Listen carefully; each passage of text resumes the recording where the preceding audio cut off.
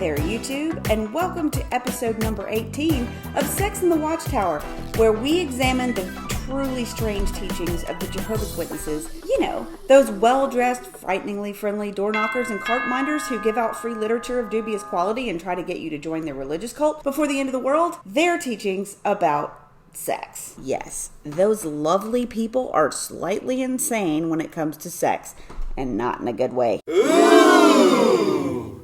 The newest members of the Pfister House, I would like you to issue a warm welcome to these two. Aren't they sweet? This is Princess Andromeda.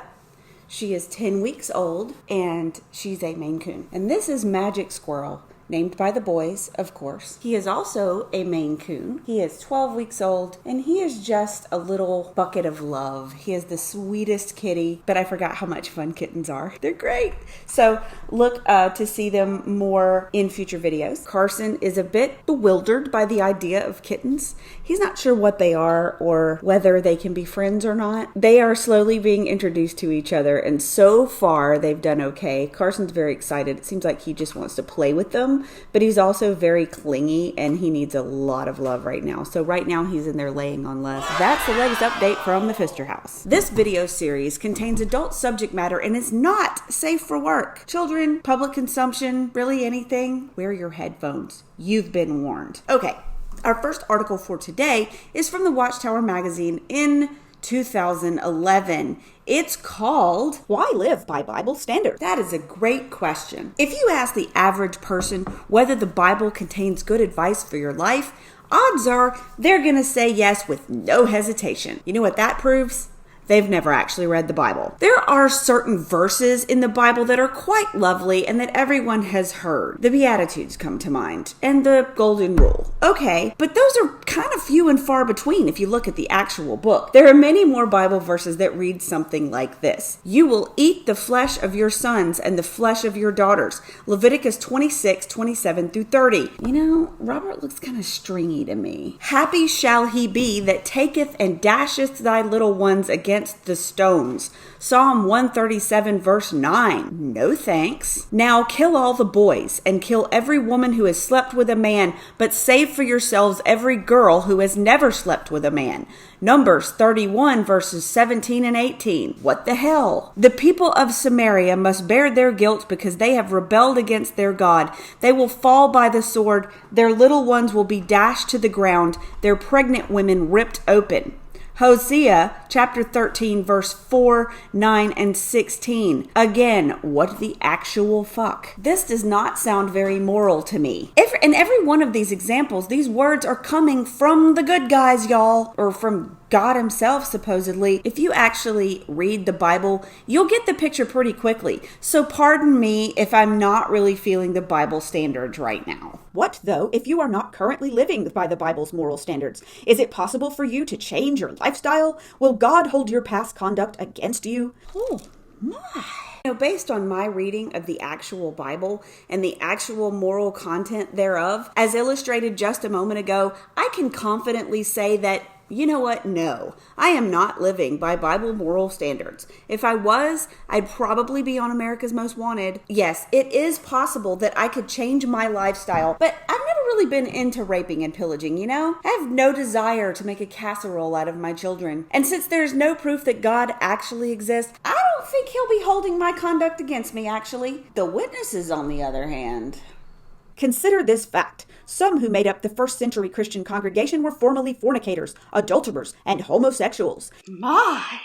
They chose to change their lifestyle and they reaped significant benefits. Well, it seems like the Bible is chock full of fornicators and adulterers, etc. And the ones who happened to be male actually ended up being celebrated for it. King David comes to mind. The women usually ended up stoned to death, thrown out of windows, eaten by dogs, and a plethora of other grisly punishments. I think it's interesting that they don't mention anything but sexual sin here. Aren't there other sins that are just as important, maybe more important, like, I don't know, larceny or lying or assault or stealing or murder? Is sex really the worst sin you could possibly commit? Well, it is if you're a Jehovah's Witness. The other thing that stands out to me here is the idea that homosexuality is somehow a choice and a lifestyle that you can just flip off like a light switch.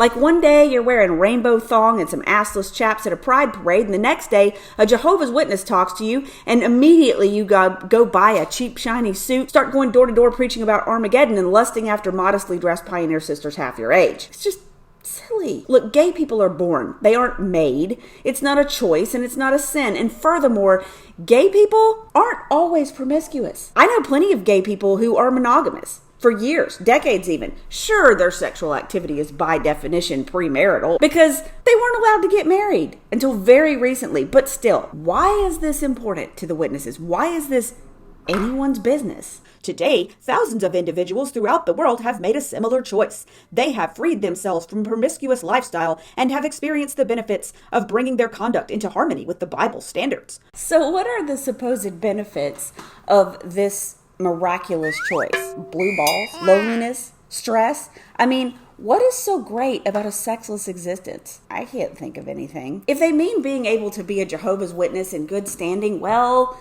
let me tell you, that's no great shakes either. Sure, people in the congregation will talk to you, but they'll also talk about you. And your options for recreation and fun are very few and far between. Everything good or pleasant comes with a hefty dose of shame and guilt because honestly, if you have time to go to a gathering and play basketball with the other youths once a month, wouldn't that time be better spent in the ministry? How will you feel when your worldly neighbors are slaughtered at Armageddon because you were too busy having fun one Saturday to preach to them? Well, that guilt and shame and anxiety extends to literally anything you like that doesn't involve the Jehovah's Witness agenda. You go to the gym, could have been conducting a Bible study. You think I'm exaggerating, but I'm not. Note, for example, the experience of Sarah. Sarah discovered that her unrestrained lifestyle did not bring her the freedom and satisfaction for which she yearned. Wait a minute.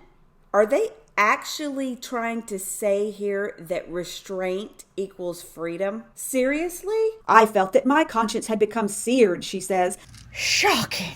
I was ashamed and worried that I might become pregnant or pick up a horrible disease. I never lost my belief that God existed, and I knew that my course of life had hurt him. I felt unclean, and it ate away at me. So was Sarah like a total worldly hoe then? Or did she just slip up and bang her Jehovah's Witness boyfriend before their wedding day? I mean, if she were a normal, red, worldly girl, then I don't think she'd be talking about a seared conscience over her sex life. Ditto on the fear that she would hurt God's feelings by complying with the biological urges that he supposedly created her to have. And of course, the carnivorous uncleanness is utterly Christian and undoubtedly Jehovah's Witness. This is a born-in Jehovah's Witness girl who is actually mentally in, physically out. I guarantee. And she's probably being shunned because she slept with a boyfriend. Maybe they didn't even have sex. They might have just been caught fooling around.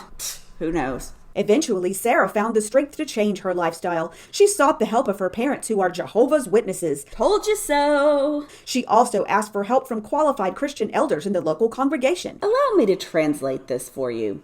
She likely fell on hard times or broke up with her boyfriend, and since she has no education and no life skills, she had no choice but to go back to her parents for help. And of course, the price of help from her parents, not to mention love and acceptance, is going back to the Jehovah's Witnesses and getting reinstated. So that means she had to go to the elders and grovel and beg for them to reinstate her. This is a process that involves writing letters, usually outlining your sins in exhaustive detail and humiliating yourself with abject shame and begging to be let back into the congregation. She would also have to have a regular study with either an elder or an elder's wife maybe, and attend meetings while being completely shunned and ostracized for at least 6 months, but more probably a year. This is what they mean by asking for help. I was pleasantly surprised by the warmth and love of my parents and the congregation elders, Sarah says. I quickly felt relief. Translation,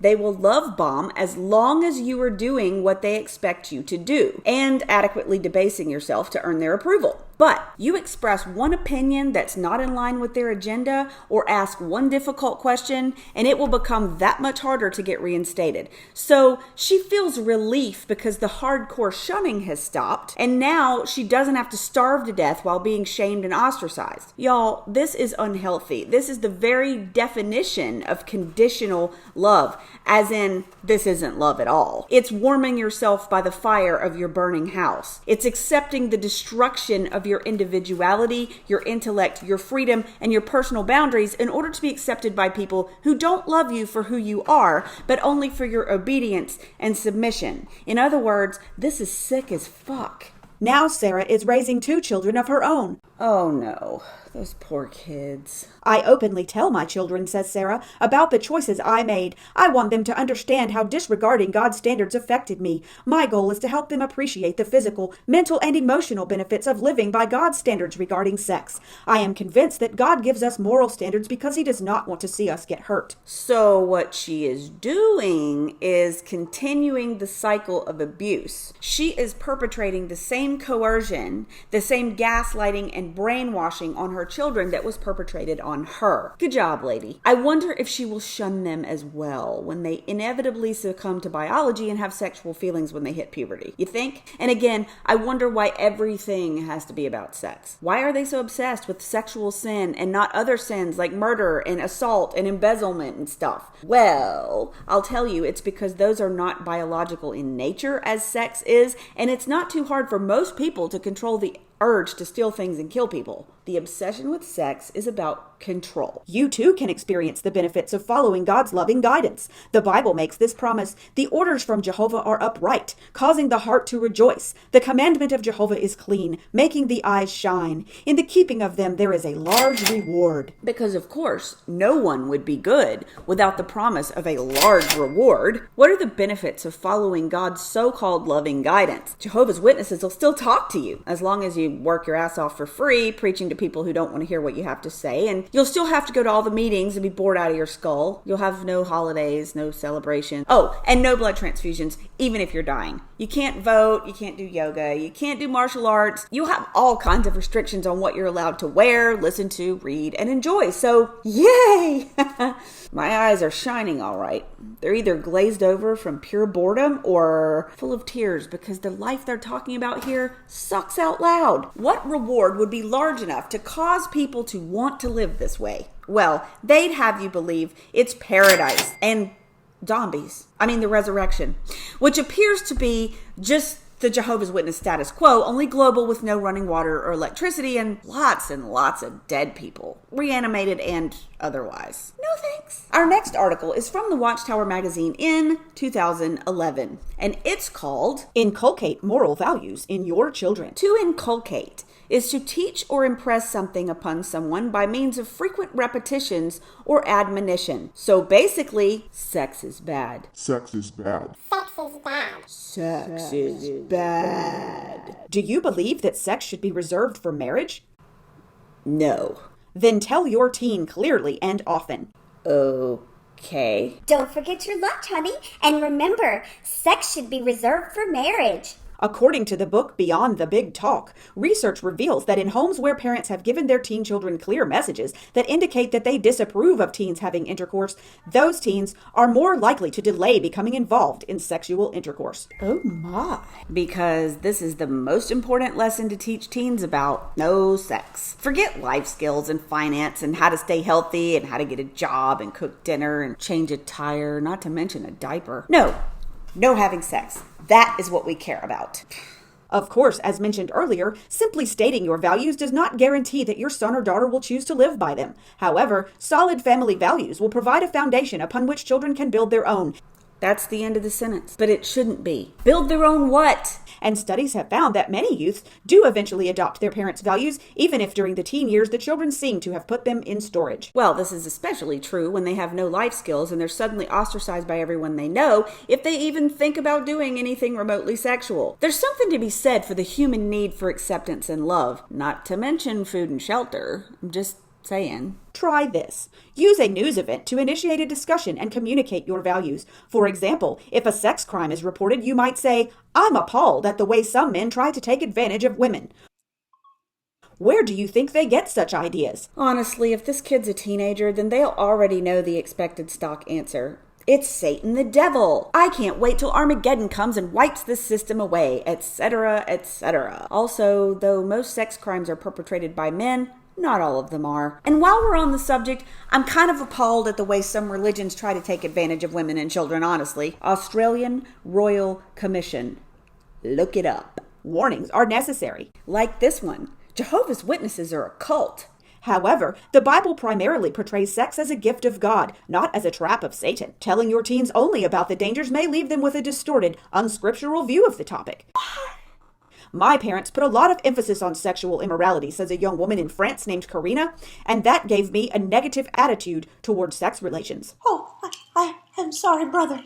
You were saying? I would hazard a guess that most, if not all, Jehovah's Witness parents put a lot of emphasis on sexual immorality. How could they not? When the Jehovah's Witness literature they read constantly and the meetings they go to all the time are rife with unnecessarily detailed descriptions of it. The stock Jehovah's Witness answer to this is the oily, smirking elder on the platform saying that sex with one's spouse is certainly pleasurable, but... which adds to a message that is anything but. Ugh. Make sure that your children get the whole truth about sex. Well, actually, I do believe in doing this, but the witnesses don't. What I have always tried to get across to my teens, says a mother in Mexico named Nadia, is that sex is beautiful and natural. Yes, exactly. And that Jehovah God gave it to humans for them to enjoy, but it has its proper place within marriage. It can give us happiness or suffering, depending on how we use it. You had to go mess it up, didn't you, Nadia? Look, you shouldn't be using sex. You should have sex with an appropriate partner if and when both of you feel like it and want to do it, but you shouldn't be using it as a tool. That's just gross. Try this. The next time you talk to your teen about sex, end the discussion on a positive note. Do not be afraid to portray sex as a wonderful gift from God that he or she can enjoy in the future as a married person. Convey confidence that until that time, your teen can adhere to God's standards. I cannot imagine my mother ever leaving a discussion about sex on a positive note. Ever. I mean, even if she had tried, there would still be the recurrent nausea to contend with. Yuck. Man, she could make my sister and I want to run screaming from the room in seconds flat. And honestly, she couldn't even trust us to brush our own teeth or pick out our own clothes. She didn't have the confidence that we could navigate a school lunch line, much less adhere to Jehovah's Witness standards without constant nagging, reminding, surveillance, and manipulation. Ugh. Our next article is also from the Watchtower in 2011. It's called, Should Parents Teach Their Children About Sex? You know, I feel like we've already answered this question exhaustively over the past 4 decades of Watchtower articles. Why are we going through this again? Parents need to protect their children from the distorted and immoral views that are corroding society. Jehovah's Witnesses, protect your children from reality. Don't teach them about biology or ethics. Pfft. Teach them that their bodies are magic golems sculpted out of dirt by some big spirit dude in the sky who will kill them if they touch their naughty bits. That's a lot more distorted than your average sex ed class, if you ask me. Young children need to know how their bodies work, how to care for themselves physically, and how to protect themselves from immoral people. Yeah, they absolutely do. The problem is that Jehovah's Witnesses do not teach their children this. I have yet to meet a single born-in Jehovah's Witness who was actually taught these things. Not one. Before puberty, the age at which signs of sexual maturing begin to appear, a daughter needs to know about the changes that will occur in her body and to understand why and how menstruation takes place. Similarly, a boy should know in advance about nocturnal emissions or wet dreams. Yep. I agree that kids should know about this stuff, but I think they need to tell these people to wait a while. There is not a 5-year-old on earth who needs to hear endless monologues on these subjects. Trust me. When children are little, parents can start teaching them the correct names for body parts. Yes. In a normal way, not a weird, we must only whisper these words kind of way. Remember, no matter how repressed you are, teaching your kid what his penis is not a sexual thing. Also, no matter how many times you use the correct words, your kids are going to call it what they want to call it. Weenies are often referenced in the Pfister house, despite my best efforts. One of the boys had his underwear on backwards after his bath the other day, and I pointed out that he needed to switch them around, and he just rolled his eyes and laughed at me and said, "Oh yeah, I forgot the weenie door goes in the front." Loving parents teach their children 3 key lessons about these body parts. Number 1, they are special and private. Number 2, they are not to be discussed in a bad way. Number 3, they are generally not to be touched by or exposed to others. Okay. Number 1, I totally agree with. Number 2, though, that's a little ambiguous. What's a bad way? Is that like, Hey, your weenie should ride the short bus. or Hey, your vagina has kitties. Or is it more like, If you touch your weenie, you're gonna go blind. how about being more specific? As in, people, especially grown-ups, should not be starting conversations with you about your genitals. Like maybe the elders asking you about your masturbation habits? Yeah, that's inappropriate. But it happens all the time in Jehovah's Witness congregations. Look, your weenie or your vagina is none of their business, and their weenies are none of your business. Got it? Number 3, I can also agree with, but Jehovah's Witnesses, you can't put all the responsibility for this on your kids, because they can say no and they can resist all they want, but a child molester is generally still going to be stronger and sometimes very persuasive. Doing your job as a parent means ensuring that your kids are never in a position where a molester can easily access them, and your job is also responding appropriately if someone does molest your child. And that means telling Watchtower they can go fuck themselves when they tell you to wait on Jehovah rather than going to the police. As children grow older, parents need to discern when to explain how a woman becomes pregnant.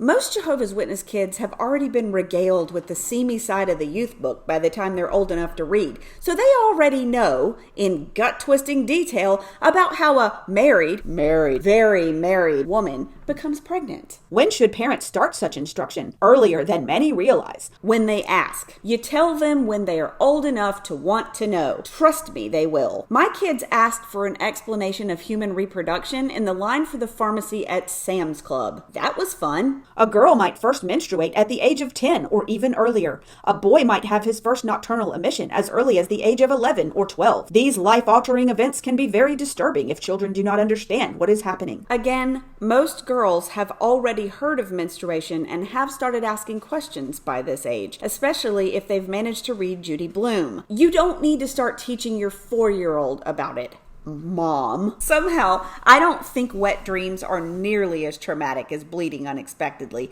if you don't know what's going on. I mean, it might be a little unsettling, particularly if you've been punished for wetting the bed as a child, or if you are unnecessarily shamed about everything having to do with your crotch, but it's hardly life-altering. Come on. Children need to be reassured ahead of time that there is nothing wrong with such natural developments in their bodies. Wait, hold up. There's nothing wrong with natural development of your body? Then why are Jehovah's Witnesses obsessed with preventing masturbation and sexual experimentation? Why? This is also the time to help them understand the value and importance of following the Bible's moral standards, something that most secular sex education programs fail to provide. Okay, I have a question. How are these things even tangentially related? What do the Bible's moral standards, which aren't very ethical or moral if you've actually read the book, have to do with wet dreams and getting your period? Why do they encourage parents to start sermonizing about the dangers of premarital sex as soon as their kids sprout their first pubic hair? I mean, this borders on abuse in and of itself. Instead of letting the kid learn and develop naturally and safely, they are instilling fear, guilt, and shame at every turn, making puberty fraught with shame and extra anxiety, as if any adolescent in the world needs more anxiety in their lives. Anyway, our next article is from the Watchtower in 2012, and it's called Serve the God of Freedom. Who is the God of Freedom? Uncle Sam? In ancient Greece, this was Dionysus, better known as the god of wine. The Romans called him Bacchus or Liber, the liberator. Cool. But somehow, I don't think that's who we're talking about in the Watchtower article, unfortunately. Young people in particular are a target of Satan. A brother who is now in his 30s said about his teen years, "I viewed Jehovah's moral standards as a restriction, not as a protection." I don't know, maybe that's because they are? As a result, he committed sexual immorality. Wait, he had sex because of how he viewed the Jehovah's Witness rules? That's weird. I mean, I would have thought he had sex because he was attracted to his partner. That couldn't have been good sex, y'all. I mean, if you're only doing it because you don't like the rules. But this brought him no happiness. Deep feelings of guilt and remorse surfaced for many years, he said. I wonder why you would have deep feelings of guilt and remorse because you did something private with someone you cared about, which you both wanted to do and which hurt no one. Could it be because you're brainwashed and repressed to the point of mental illness? Reflecting on her teen years, a sister wrote, "After committing immorality, you feel cold and empty. Even now, after 19 years, bad memories come back." Wow, this is messed up. No, you don't feel cold and empty. This poor sister may have because she's been manipulated and brainwashed, but this is not normal. This is not healthy. This is not how everyone feels. Your memories of making love with someone should not be traumatic and bad. If they are, you've been abused. These memories should not haunt you for decades. This is insane. Another sister stated, "The thought that my conduct crushed the people I love so much had a mentally, spiritually, and emotionally devastating effect on me. It is terrible to live without Jehovah's favor. Satan does not want you to think about such consequences of sin."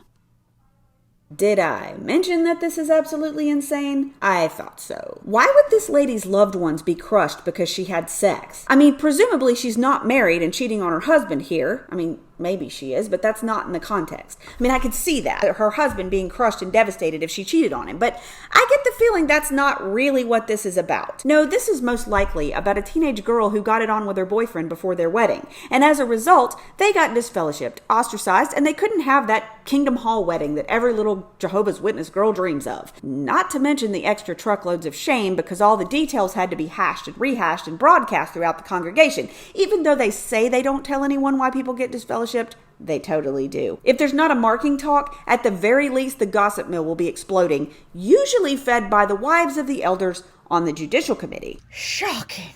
But honestly, how could it be terrible to live without Jehovah's favor? How would you even know you had it in the first place? No, you know what it's actually terrible to live without? The love of your family, acceptance, acknowledgement of your existence and worth as a human being. I mean, Jehovah's favor?